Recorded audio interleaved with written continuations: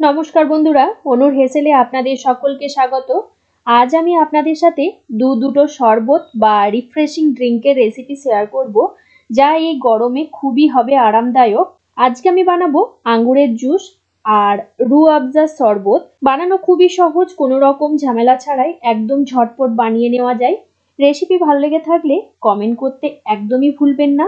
আর রেসিপিটা আপনারা আপনার ফ্রেন্ডস আর রিলেটিভদের সাথে শেয়ার করুন, যাতে এই গরমে সবার উপকারে লাগে। তাহলে আসুন শুরু করি আমার আজকের রেসিপিটি। আঙ্গুরের জুস বানানোর জন্য আমি এখানে আঙ্গুর নিয়েছি। আপনারা যে যতটা পরিমাণ জুস বা শরবত বানাতে চান সেই হিসাবে আঙ্গুর নেবেন। আমি প্রথমে আঙ্গুরটা ধুয়ে পরিষ্কার করে রেখেছি। এবার একটা বাটিতে নিয়ে নেব হাফ চা চামচ পরিমাণ চিয়া সিডস বা তুলসীর বীজ। এটা হয়তো এখন অনেকেই জানেন বা চেনেন। এর প্রচুর গুণাগুণ রয়েছে। এই চিয়া সিডস গরমে শরীর ঠান্ডা রাখে, আবার ওয়েট লস করতেও সাহায্য করে। চিয়া সিডস এখন অনলাইন বা অফলাইনেও পাওয়া যায়। এই হাফ চামচ চিয়া সিডসে কিন্তু এক বাটি আমার চিয়া সিডস হয়ে যাবে। দিয়ে দিলাম হাফ বাটি পরিমাণ জল। এটা 2 থেকে 3 মিনিট আমি জলের মধ্যে ভিজিয়ে রাখবো, তাহলে এটা অনেকটা ফুলে গিয়ে এক বাটি হয়ে যাবে। আমি আপনাদের 3 মিনিট পরে দেখাচ্ছি। এবার ছোট মিক্সির জারটা নিয়ে নিয়েছি, তার মধ্যে নিয়ে নেব ভালোভাবে ধুয়ে পরিষ্কার করে রাখা আঙ্গুর। এই আঙ্গুরের মধ্যে দিয়ে দেব 10 থেকে 12টা পুদিনা পাতা। পুদিনা পাতাও আমরা জানি শরীর এবং পেট দুটোই ঠান্ডা করতে সাহায্য করে। এবার আঙ্গুর আর পুদিনা পাতা আমি ভালোভাবে পেস্ট করে নিয়ে তারপর ফিরে আসছি। আঙ্গুর পুদিনা পাতার পেস্ট করে নিয়েছি। এবার এটা ছেঁকে নেব, তাই একটা বাটির ওপরে ছাকনা রেখে ভালোভাবে ছেঁকে জুসটা বের করে নেব। জুসটা বের করে নেওয়া হয়ে গেছে। এইভাবে জুসটা রেডি করে আপনারা বোতল বা এয়ারটাইট কন্টেনারে ভরে ফ্রিজে রেখে দিতে পারেন 2 থেকে 3 দিন। যখন শরবত বানাবেন তখন ফ্রিজ থেকে বের করে ঠান্ডা ঠান্ডা শরবত বানিয়ে পরিবেশন করতে পারেন। দেখুন এদিকে 3 মিনিট পর আমি আপনাদের চিয়া সিডসও দেখাচ্ছি। চিয়া সিডসটা ফুলে কতটা বড় বড় হয়ে গেছে। এটা বেশিক্ষণ ভিজিয়ে রাখার একেবারেই প্রয়োজন নেই। 2 থেকে 3 মিনিট ভিজালে কিন্তু এরকম বড় বড় হয়ে ফুলে যাবে। এবার শরবতটা রেডি করব, তাই একটা কাঁচের গ্লাসের মধ্যে নিয়ে নেব ছোট হাতা 3 হাতা আঙ্গুরের জুস।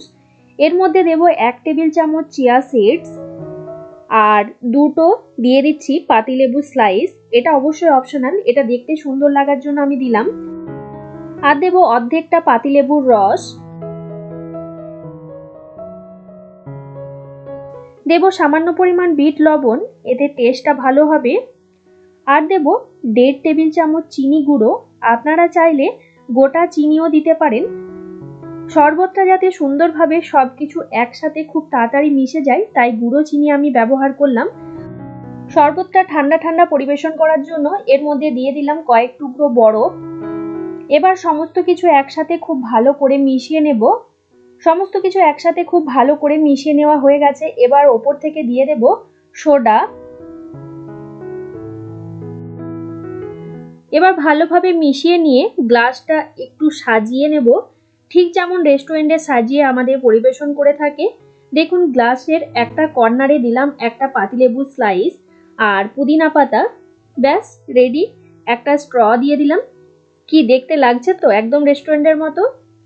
একদম চটজলদি রিফ্রেশিং ড্রিঙ্ক আমাদের রেডি। এরকম আরো নতুনত্ব রেসিপি দেখতে হলে যারা ফেসবুক বা ইনস্টাগ্রাম থেকে ভিডিওগুলো দেখছেন, আমার ফেসবুক পেজটাকে ফলো করে দেবেন। আরো একটা রিফ্রেশিং ড্রিঙ্ক আমি আপনাদের সাথে শেয়ার করব বলেছিলাম, সেটা হচ্ছে রুহ আফজা শরবত। তাই আমি একটা বাটির মধ্যে নিয়ে নিয়েছি 2 টেবিল চামচ রুহ আফজা, আর এখানে আছে চিয়া সিডস। এখানে নিয়েছি কয়েকটা পুদিনা পাতা, অর্ধেকটা পাতিলেবু। এবার একটা কাঁচের গ্লাস নিয়ে নিয়েছি। কাঁচের গ্লাসের মধ্যে আমি নিয়ে নেব রুহ আফজা।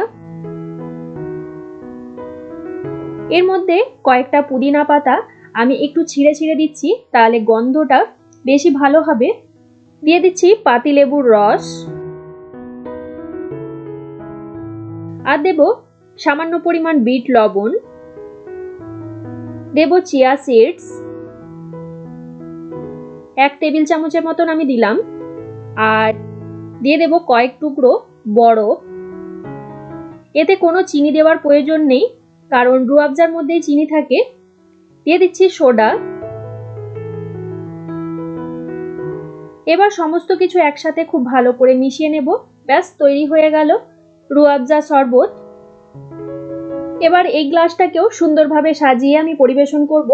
দিয়ে দিচ্ছি একটা পাতিলেবু স্লাইস, সামান্য পুদিনা পাতা, আর ওপর থেকে দিয়ে দেব একটা স্ট্র। ব্যাস রেডি একদম দোকানের মতো রুয়াবজা শরবত। আমার আজকের দুটো শরবতের রেসিপি আপনাদের কেমন লাগলো অবশ্যই কমেন্ট করে জানাবেন।